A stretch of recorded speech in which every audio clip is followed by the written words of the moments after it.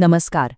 सोचिए जरा, क्या ऐसा हो सकता है कि किसी को एक नहीं, दो नहीं, बल्कि पूरे 21 जन्मों की सुख शांति की विरासत मिल सके?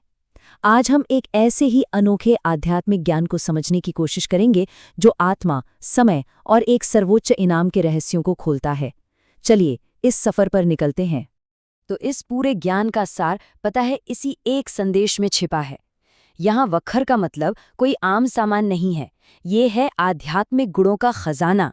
और संदेश साफ है कि इस खजाने को सिर्फ पाना नहीं है, बल्कि इसे अपने जीवन में उतारना है, इसका हिस्सा बनना है और दूसरों के लिए भी एक मिसाल बनना है। तो सवाल उठता है कि भाई, ये ज्ञान दे कौन रहा है? और दिलचस्प बात तो ये है कि ये ज्ञान किसी सांसारिक गुरु या संत का है ही नहीं, बल्कि ये सीधे परम पिता से आता है, जो आत्माओं के घर यानी परम धाम से आए हैं। अच्छा, तो इस अनोखे शिक्षक को ज्ञान, शांति और सुख का सागर कहा गया है। उनका सबसे खास काम है उन आत्माओं को ऊपर उठाना जो विकारों या कहें कि नेगेटिविटी में फंस गई हैं, और उन्हें वापस उनकी असली पवित्र अवस्था में लाना। और देखिए, ये उपमा कितनी जबरदस्त है। जैसे एक बैरिस्टर अपने क्लाइंट को कानूनी कैद से छुड़ाता है, ठीक वैसे ही परमपिता सभी आत्माओं को रावण यानी कि 5 विकारों की जेल से आजाद कराते हैं। अब आते हैं एक बहुत ही दिलचस्प विचार पर, दुनिया की संरचना।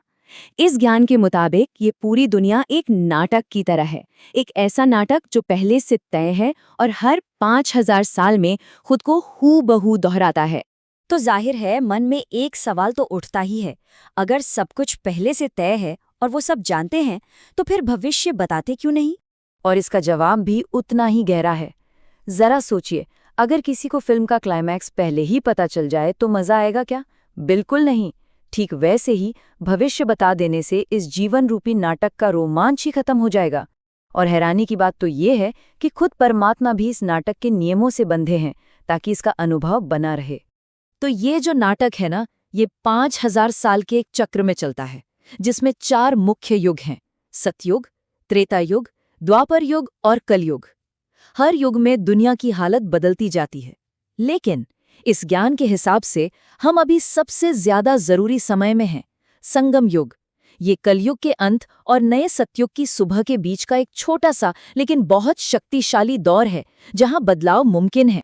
तो सवाल ये है कि इस खास संगम युग में हम खुद को बदलें कैसे? चलिए, अब इस बदलाव के लिए जो प्रैक्टिकल कदम बताए गए हैं, उन्हें समझते हैं।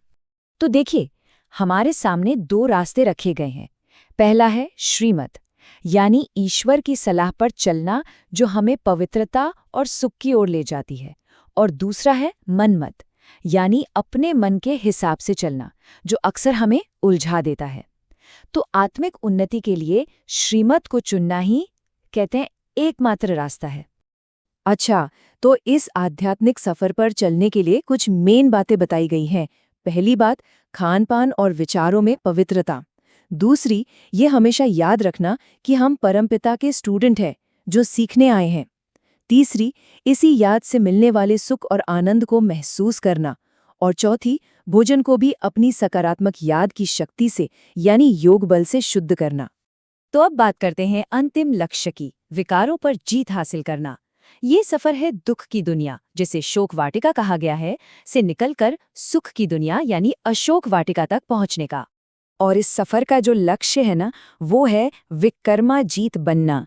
ये एक ऐसी स्टेज है जहां हम ईश्वरीय मार्गदर्शन पर चलकर अपने पिछले नेगेटिव कर्मों के बोझ को खत्म कर देते हैं और भविष्य के लिए सिर्फ अच्छे कर्मों के बीज बोते हैं। ये जो तुलना है, ये आज की दुनिया और आने वाली दुनिया के फर्क को एकदम साफ कर देती है। आज की कलयुगी दुनिया देह अभिमान, दुख और विकारों से भरी है, जिसे नर्क कहा गया है। वहीं आने वाले सतयुग में आत्म अभिमानी स्थिति होगी, असीम सुख होगा और निर्विकारी अवस्था होगी, जिसे स्वर्ग कहा जाता है।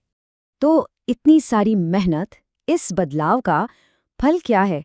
चलिए, अब उस आखिरी और सबसे बड़े इनाम पर नजर डालते हैं, जिसे सर्वोच्च विरासत कहा गया है। ये संख्या, यही वो विरासत है। इस छोटे से संगम युग के पुरुषार्थ के बदले में पूरे 21 जन्मों का सुख, शांति और समृद्धि से भरा जीवन, ये वादा किया गया है। और ये विरासत सिर्फ धन दौलत की नहीं है। नहीं, ये तो एक ऐसी अवस्था की है जहां आत्माएं एकदम निर्विकारी, पूज्य और दुनिया पर राज करने वाली देवी देवता बन जाती हैं। यहाँ एक बहुत ही कमाल की बात कही गई है। इस बदलाव के दौरान जो अतीन्द्रिय सुख मिलता है, यानी परमात्मा से सीधे जुड़ने का सुख, उसे भविष्य के स्वर्ग के सुख से भी बड़ा बताया गया है। मतलब ये वर्तमान में सीधे सोर्स से जुड़ने का जो आनंद है, वो भविष्य के स्वर्ग के सुख से भी बढ़कर है। तो हम इस चर्चा को इसी आखिरी सवाल के साथ खत्म करते हैं। अपने संस्कारों को दिव्य कैसे बनाया जाए? इस ज्ञान का जवाब सिर्फ एक ही है, अपने मन और बुद्धि को पूरी तरह से एक परम पिता पर न्योछावर कर देना।